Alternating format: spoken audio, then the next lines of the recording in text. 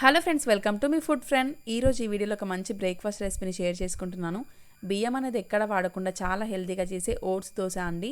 అప్పటికప్పుడు ఇన్స్టెంట్గా చేసుకోవచ్చు. చాలా టేస్టీగా ఉంటుంది, అలాగే చాలా సాఫ్ట్గా ఉంటుంది. కాబట్టి చిన్నపిల్లల దగ్గర నుంచి పెద్దవాళ్ళ వరకు ఎవరైనా సరే ఈజీగా తినేయొచ్చు. మరి లేట్ చేయకుండా ఇంత హెల్తీ దోశను ఎలా ప్రిపేర్ చేయాలో చూసేద్దాం పదండి. ఈ రెసిపీ కోసం ఫస్ట్ ఒక బౌల్లోకి 1 కప్పు వరకు ఓట్స్ని యాడ్ చేసుకోండి. ఆ తర్వాత ఇందులోకి 1 కప్పు వరకు వాటర్ని వేసి ఒకసారి కలుపుకొని ఓట్స్ని 15 నిమిషాలు నాననివ్వండి. నెక్స్ట్ వేరొక బౌల్లోకి 1/2 కప్పు వరకు బొంబాయి రవ్వను యాడ్ చేసుకొని ఈ బొంబాయి రవ్వను కూడా ఒకసారి కడిగేసి బొంబాయి రవ్వ మునిగేంత వరకు వాటర్ని యాడ్ చేసుకోండి. ఈ బొంబాయి రవ్వని ఓట్స్ని 15 నిమిషాలు నాననివ్వండి. ఆ తర్వాత ఒక మిక్సీ జార్ తీసుకొని ఓట్స్ని యాడ్ చేసుకోండి.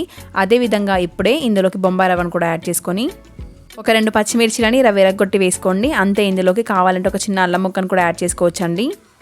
అలాగే చివరగా టేస్ట్కి తగినంత సాల్ట్ని యాడ్ చేసుకొని మూత పెట్టేసి మెత్తని పేస్ట్ లాగా గ్రైండ్ చేసుకోవాలి. చూడండి, ఓట్స్ దోశ కోసం బ్యాటర్ని అనేది స్మూత్గా బ్లెండ్ చేసుకోవాలి. ఇలా బ్లెండ్ చేసుకున్న బ్యాటర్ని వేరొక గిన్నెలోకి ట్రాన్స్ఫర్ చేసుకుందాం. నెక్స్ట్ ఈ బ్యాటర్ని ఒక 2 నిమిషాల పాటు కలుపుకుంటే సరిపోతుందండి. ఇందులోకి ఎలాంటి ఈనో కానీ వంట సోడా కానీ అవసరం పడదు. ఇలా కలుపుకున్న తర్వాత బ్యాటర్లోకి వాటర్ని వేసుకొని ఈ కన్సిస్టెన్సీలో వీడియోలో చూపిస్తున్నట్టుగా ప్రిపేర్ చేసుకోండి.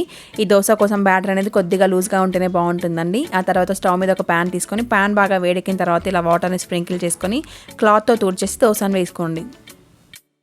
ఈ దోశల్ని వేసేటప్పుడు స్టవ్ని లో ఫ్లేమ్లోకి తగ్గించి దోశలను వేయండి. అలాగే దోశ వేసిన ప్రతిసారి కూడా వాటర్ని స్ప్రింకిల్ చేయండి. మనం ప్యాన్ కనుక వేడిగా ఉన్నప్పుడు దోశను వేస్తే స్పూన్కే అతుక్కొని దోశ అనేది పెంకు నుంచి సపరేట్ అవుతుందండి. అందుకోసం దోశ వేసిన ప్రతిసారి కూడా వాటర్ స్ప్రింకిల్ చేసుకుని దోశను వేసుకోండి. ఇలా దోశ వేయడం కంప్లీట్ అయిన తర్వాత స్టవ్ని మీడియం టు హై ఫ్లేమ్లోకి కన్వర్ట్ చేసి దోశపైకి 1 టీ స్పూన్ వరకు ఆయిల్ని వేసుకోండి. ఇలా ఒక సైడ్ కాలిన తర్వాత రెండో సైడ్కి కూడా ఫ్లిప్ చేసుకుని 2 సైడ్లా కూడా ఎర్రగా కాల్చుకుంటే సరిపోతుందండి. ఈ దోశలు మాత్రం మనకి నార్మల్గా వచ్చే దోశలు అంతా కలర్ అయితే ఉండవండి. నార్మల్గా వైట్గానే ఉంటాయి దోశలు, పెద్ద కలర్ అయితే రావు.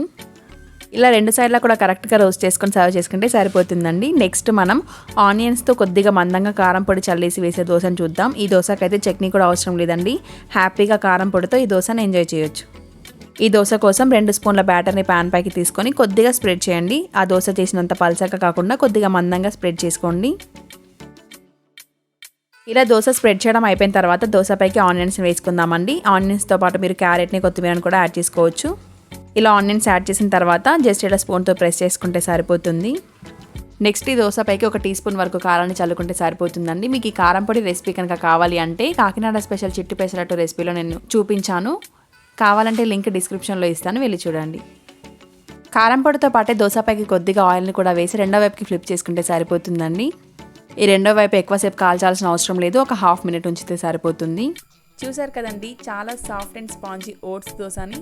మీరు కూడా తప్పకుండా ఈ రెసిపీని ట్రై చేయండి. ఎలా కుదిరిందో కామెంట్ రూపంలో షేర్ చేసుకోవడం మాత్రం అస్సలు మర్చిపోవద్దు. ఈ వీడియో కనుక మీకు నచ్చినట్లయితే please do like, share and subscribe to me food friend.